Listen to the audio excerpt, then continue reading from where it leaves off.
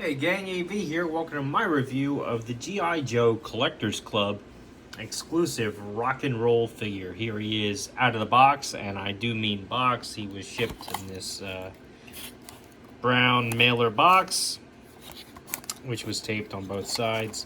I'm just covering up my address for the sake of privacy. As you can see, Fun Publications was the return address. Just basically a very simple box. These smaller boxes they used for a couple of years in a row barely accommodated the file card, as you can see. So really not much room to spare inside there. Speaking of the file card, here it is. And if you'd like to read it, feel free to pause the video and do so now.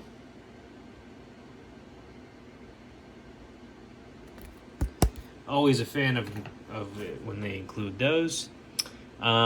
The figure came in two different plastic bags, the file card, the figure, and the accessories bag were all in this larger bag here that was folded over and taped closed. The accessories bag is right here, and as you can see, it was just taped closed as well.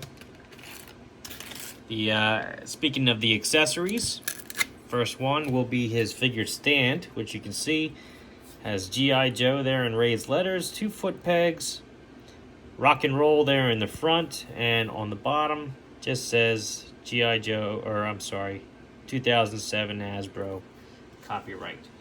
So, very same figure stands that we've gotten for the vast majority of these figures since they came out again in 2007. There's the figure himself. Let's have a look at his accessories first. Starting with this gun right here.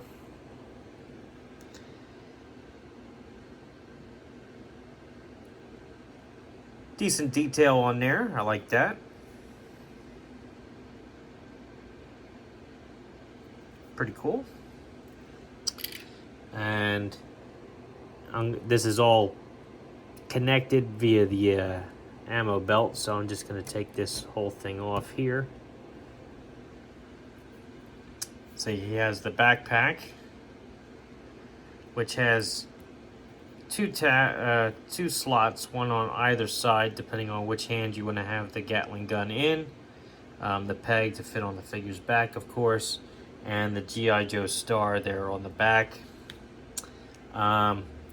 The ammo belt, I'll be honest, this is the only place I could think of to actually plug this into the gun.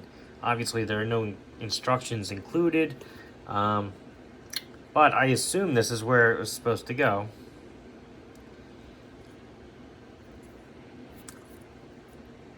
So, unplug that from there.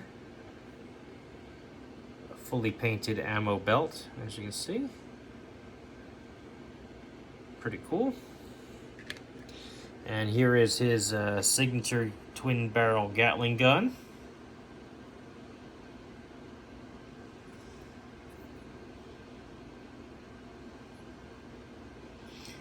The barrels do not turn, unfortunately. But still pretty cool. Still reminiscent of the classic one, in my opinion. Here is the figure himself. He does have a shoulder harness that you could remove if you heated it up and pulled it over his shoulders.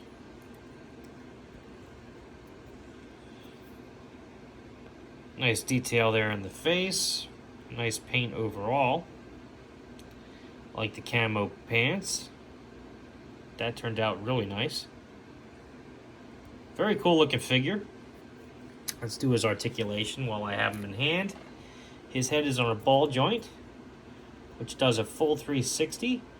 He can look up a little bit and down pretty decent. Slight tilt from side to side, so not too bad there. Arms can do a full 360.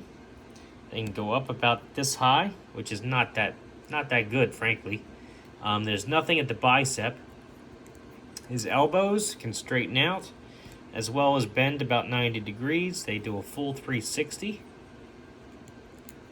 His wrists do a full 360. And it does not look like he has wrist articulation, as the rotation joint there is at the top of the glove, so there's no hinge. Abs, good range of motion there, not hindered at all. Legs, stick his leg out about that far, stick his leg back about that far. He can do the splits about like that. He can kick his heel back about this far with his double jointed knee. His ankles can do a full 360, as well as pointing his toe down and pointing his toe up. Very good articulation on this guy. I am a little disappointed not to see his wrist articulation as we have in previous figures from the fan club. Let's do some size comparison now. Let's get him there. We'll start off with version 1 Snake Eyes. As you can see, Rock and Roll is noticeably taller because Rock and Roll is a 4-inch figure, whereas the classic G.I. Joes were 3 3/4 inches. Same can be said for classic as well as modern Star Wars figures. This is a vintage collection Luke Skywalker, who is noticeably smaller than Rock and Roll. Here is a true 4-inch figure, the Boss Fight Studio Night Blank. And as you can see, Rock and Roll measures up pretty well with him. And last but not least, we have the Marvel Universe Captain America, who is actually a little bit taller than 4 inches, and appropriately so, in my opinion. So, Rock and Roll clearly fits in better with your modern figures than you would with your classic ones. I think he's a great addition to the line, and a very memorable rendition of the character.